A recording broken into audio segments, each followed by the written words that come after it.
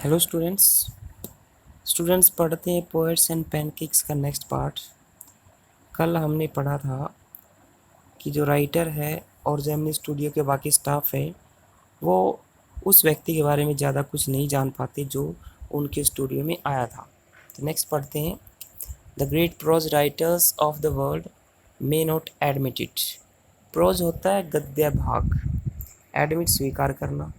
कहता है कि संसार के महान गद्य लेखक भी इस बात को स्वीकार नहीं करेंगे। But my conviction grows stronger day after day. Conviction होता है विश्वास, ग्रो स्ट्रोंगर मीन मजबूत होना, लेकिन मेरा विश्वास दिन प्रतिदिन मजबूत होता गया। दैट प्रोज राइटिंग, कि गद्य लेखन इज नॉट नहीं है एंड कैन नॉट बी और नहीं हो सकता the true pursuit of a genius. Pursuit mean तलाश, उद्देश्य। Of a genius, genius mean बुद्धिमान व्यक्ति। कहता है कि शायद संसार के महान गद्य लेखक भी इस बात को स्वीकार नहीं करेंगे, लेकिन मेरा विश्वास दिन प्रतिदिन मजबूत होता गया कि गद्य लेखन एक बुद्धिमान व्यक्ति की वास्तविक तलाश न तो है और न ही हो सकती है। मतलब सिर्फ वो गद्य लेखन बिना किसी मकसद के करे, ये उसका उद्देश्य नहीं होता। It is for the patient, persistent, persevering drudge with a heart so shrunken that nothing can break it। कहता है कि it is for the patient, patient mean शांत, persistent हठी, persevering होता है जो अटल रहे, ड्रज मीन कड़ी मेहनत करना, विद ए हार्ट एक ऐसा हृदय। कहता है कि यह तो एक ऐसे हृदय के लिए है जो कि सो श्रृंखर इतना सिकुड़ा हुआ हो, शांत हो, हठी हो और कठोर मेहनत करने वाला, सुदृढ़ हो। That nothing can break it, कि कोई भी चीज़ इसे तोड़ ना सके। कहता है कि यह तो एक शांत, हठी और सुदृढ़ कठोर मेहनत करने वाले ऐसे सिकुड़े हुए हृदय के लिए है कि कुछ भी से तोड़ ना सके। Rejection slips doesn't mean a thing to him. Rejection slip होता है मनाही वाली पर्चियाँ।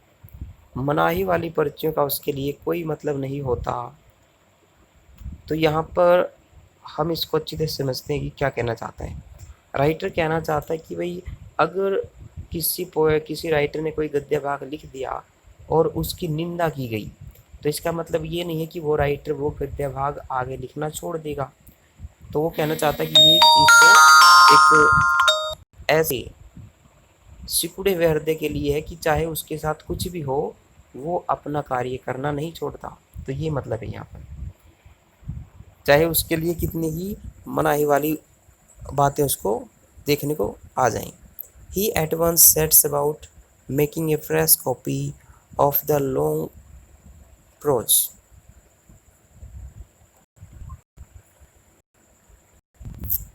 He at once set about में लग जाना, making a fresh copy एक ताज़ा प्रति बनाने में, of the long prose piece लंबे गद्य की भाग की। तो वह तुरंत एक लंबे गद्य के भाग की ताज़ा प्रति बनाने में लग जाता है। And sends it on to another editor, और उसे दूसरे प्रकाशक के पास भेज देता है। एनक्लोजिंग लगाकर, पोस्टेज डाक ticket, for the return of the manuscript. Manuscript को पांडुलिपि बोला जाता है, मतलब हाथ से लिखे हुए कोई भी चीज़, हस्तलिखित जिसको बोलते हैं। क्या कहता है भी उसके लिए मनाही वाली पर्चियों का कोई महत्व नहीं होता।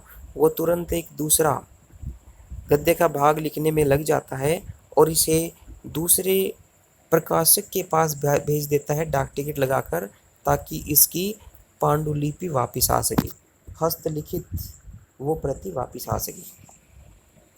It was for such people, यह ऐसे लोगों के लिए था। दैट द हिंदू, कि द हिंदू ने हैड पब्लिश्ड प्रकाशित किया था, अ टाइनी अनाउंसमेंट एक छोटी सी घोषणा, in an insignificant corner, insignificant अमहत्वपूर्ण, कोना ऑफ एन अनइम्पोर्टेंट पेज एक अमहत्वपूर्ण पेज की।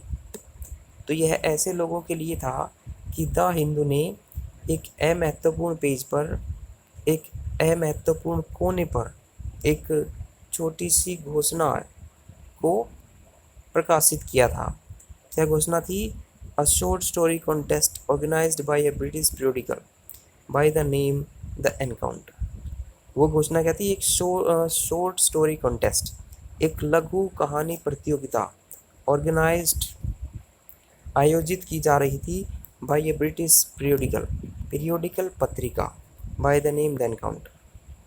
तो अनाउंसमेंट क्या थी कि द एनकाउंटर नाम की एक अंग्रेजी पत्रिका के द्वारा एक लघु कहानी प्रतियोगिता का आयोजन किया जा रहा था और द हिंदू के एक अमहत्वपूर्ण पेज के छोटे से कोने पर ये अनाउंस किया गया था।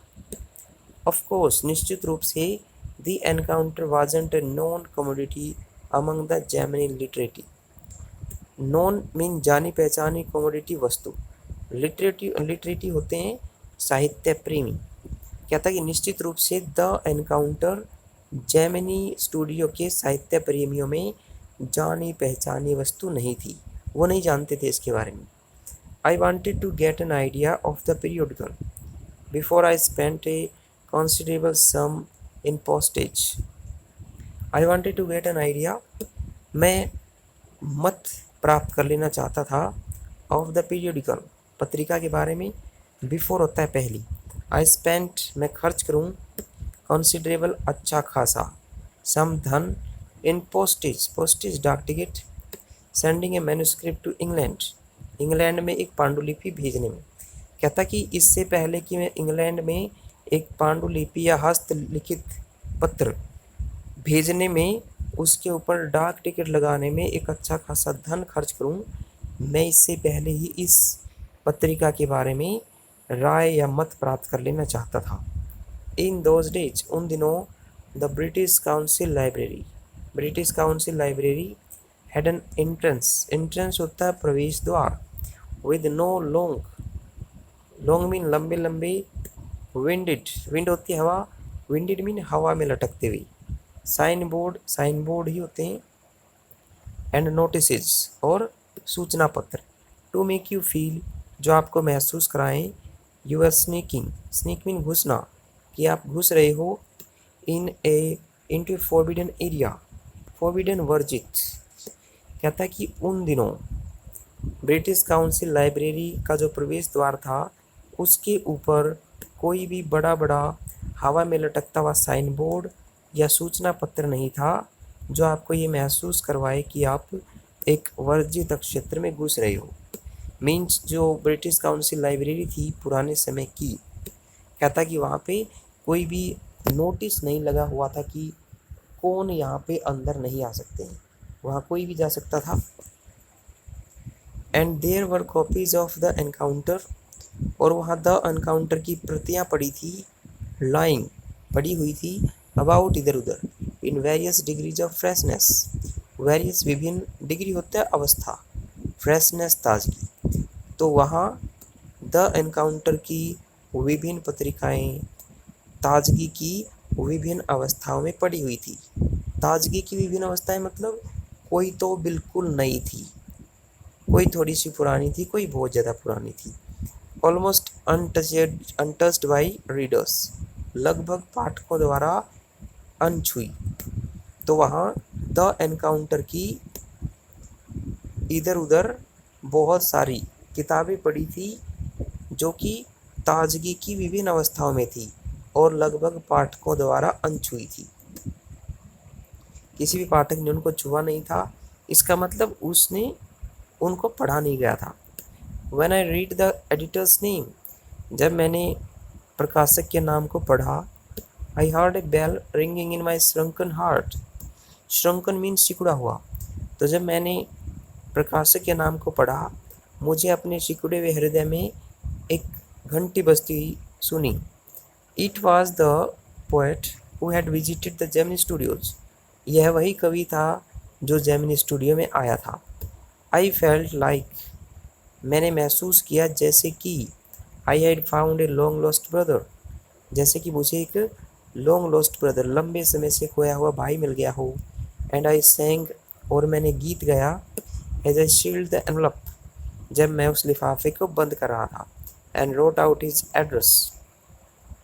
तो क्या कहता है पोएट कि वो वही पोएट था जो जेमिनी स्टूडियो में आया था, और मैंने महसूस किया जैसे कि मुझे लंबे समय से खोया हुआ एक भाई मिल गया हो, और जब मैं उस पर उसका एड्रेस लिख रहा था और उसको सील बंद कर रहा था लिफाफे को, मैं गाना गा रहा था।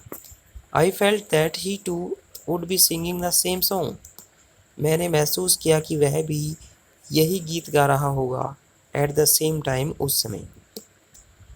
Long lost brothers of Indian films. Long lost में लंबे समय से खोई हुई।